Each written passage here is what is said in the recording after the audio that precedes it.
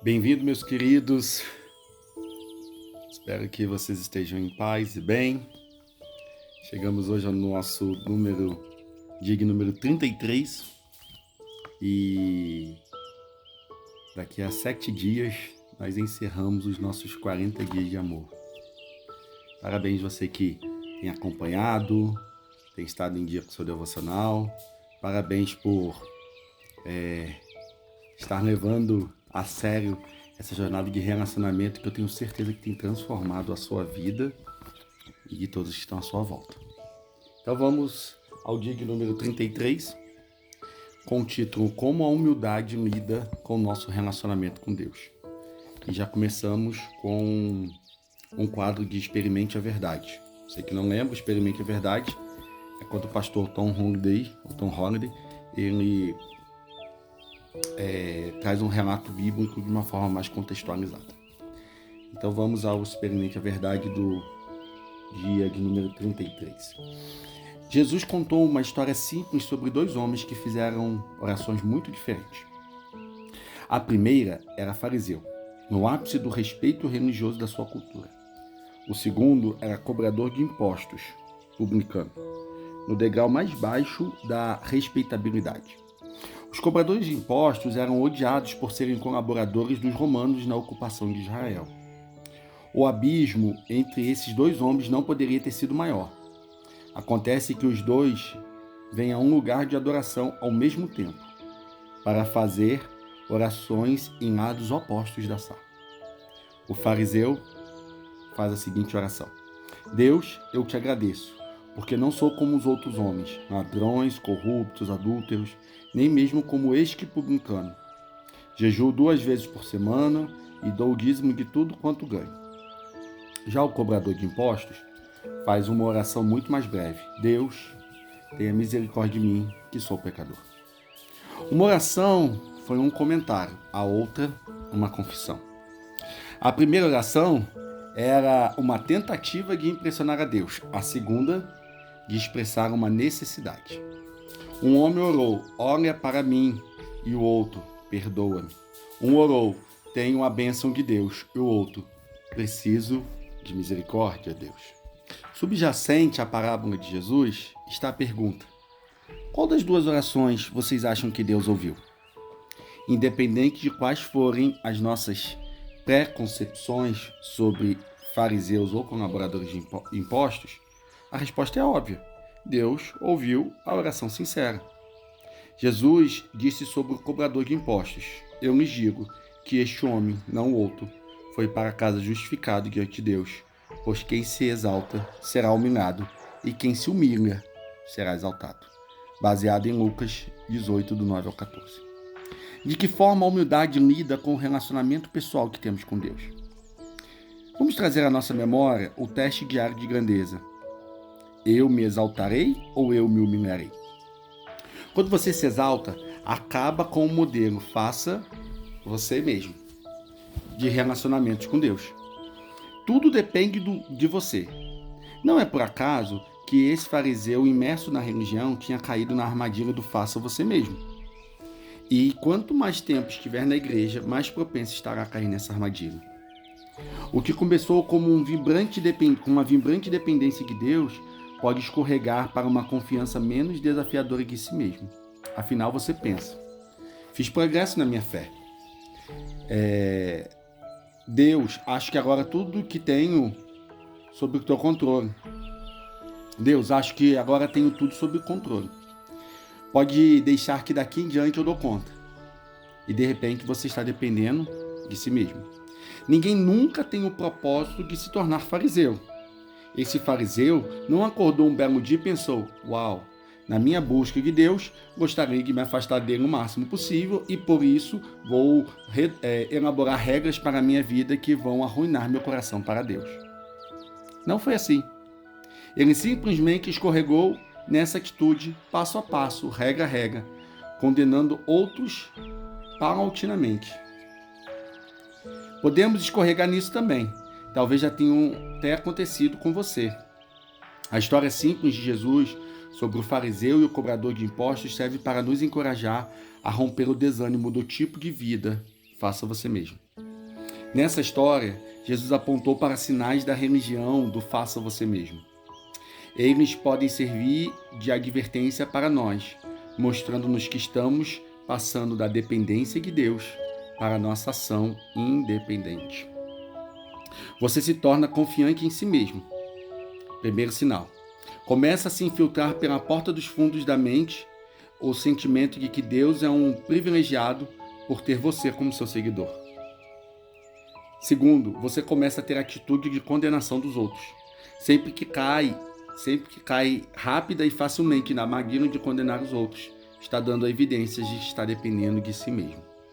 Você se torna satisfeito com aspectos exteriores. Eu jejuo, dou o dízimo. Não é que haja algo errado com esses aspectos exteriores. O problema é que eles são tudo o que restou e você passou a se contentar com ornamentos da religião. Então essas 3 características, meu querido, digo eu, pastor Júnior, mostra quando você começa a depender só de você e não começa mais e não está dependendo de Deus. Você se torna confiante em si mesmo, você começa a ter atitudes condenatórias e você se torna satisfeito com aspectos exteriores. Eu prego bem, eu canto bem, eu pastoreio bem, eu oro 3 vezes na semana, 3 vezes por dia, eu faço jejum sempre. Você se preocupa com isso, com os aspectos externos. A solução para a armadilha da religião do faça você mesmo é a confiança em Deus. Na noite antes da sua morte, Jesus sabia que seus seguidores estavam apreensivos. Estavam confusos sobre exatamente o que aconteceria, mas sabiam que de alguma forma tudo mudaria. Como todos nós fazemos quando enfrentamos um futuro incerto. Eles ficaram preocupados. Jesus olhou nos olhos deles e disse: não se perturbe o coração de vocês. Creiam em Deus, creiam também em mim. João 14:1. Isso é simples. Confie em Deus. A palavra grega para perturbar remete à água sendo agitada, como num mar tempestuoso. Quando a tempestade chegar, confie em Deus. Lembro-me da tempestade porque passei quando minha mãe estava nos últimos estágios do câncer. Ela morava a aproximadamente 2 horas de carro da cidade em que eu morava na época. Cerca de uma vez por semana, eu pegava o carro, atravessava o vale e depois tomava uma estrada cheia de curvas das montanhas para gastar algumas horas com ela. Embora seu espírito determinado não me permitisse admitir, todos nós sabíamos que ela não tinha muito tempo de vida. E ela era crente em Cristo. E eu sabia que estava no caminho da eternidade repleta de alegria no céu. No entanto, eu não estava preparado para as ondas de fortes emoções que me atingiram quando eu vi escorregar para a morte. A onda de seu corpo cada vez mais fraco, a onda de sua mente ficando confusa e agitada, senti-me completamente tomado pela realidade da doença que a acometia. Sim, eu queria que ela estivesse com o Senhor, mas não tão cedo e não daquele jeito. Tudo em mim queria fazer algo para interromper aquele processo. Assim, peguei o caminho do faça você mesmo. Freneticamente fui atrás de coisas que pudessem interromper o que estava acontecendo com a minha mãe. Eu me pegava constantemente fazendo coisas para tentar aliviar minha própria dor, não importando se estava associado a ela ou não. Não estou dizendo que não devemos fazer tudo o que for possível por alguém que amamos. Meus atos, contudo, com frequência não eram nada mais que esforços inúteis. Certa noite, quando voltava para a casa de visita que fizera ela, o cansaço tomou conta de mim. Enquanto fazia uma curva após a outra na estrada, fui assaltado repetidas vezes pelo pensamento: como posso ajudar minha mãe se não tenho força nem para encarar o fato de que ela está morrendo? Naquele exato momento, lembrei-me das palavras de Jesus: venham a mim todos que estão cansados e sobrecarregados, e eu lhes darei descanso. Mateus 11:28. Eu me darei descanso. A experiência dessas palavras vindo à minha mente foi tão intensa e pessoal que quase consegui sentir Jesus sentado no assento do passageiro.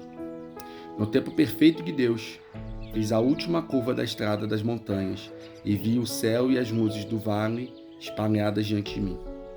E o que me tocou naquele momento foi a ideia de que Deus queria ampliar minha perspectiva para me ajudar a ficar mais consciente do fato de que Ele está agindo, mesmo quando eu não posso agir. Devo ter repetido essas palavras e eu lhes darei descanso, centenas de vezes para mim mesmo, durante as semanas que conduziram à morte da minha mãe. A dor foi real, mas a promessa de Deus tornou sua presença e força igualmente reais. Sua promessa acalmou a tempestade no meu coração enquanto enfrentei a morte da minha mãe. Jesus entende as tempestades que você enfrenta no seu coração e Ele lhe diz: não se turbe o seu coração. Creia em Deus, creia também em mim. Assim encerramos o nosso dia de número 33 com o seguinte pensamento. Um ponto para você refletir. O seu relacionamento com Deus ou está crescendo em confiança ou está escorregando na religião do faça você mesmo. Um versículo para você memorizar. Venham a mim todos os que estão cansados e sobrecarregados, e eu lhes darei descanso. Mateus 11, 28. Pergunta a considerar. Como preciso confessar as minhas necessidades em oração e depender de Deus para supri-las hoje? Uma atitude de amor, né? Que você possa reconhecer as suas necessidades, que você confesse elas em oração, que você também ajude a outras pessoas a confessá-las em oração. Amanhã nós vamos falar sobre a videira e os seus ramos. Que Deus te abençoe, que você possa compartilhar aí esse áudio e que o Senhor possa falar ainda mais no teu coração. Fique com Jesus, Deus te abençoe de forma poderosa e até amanhã.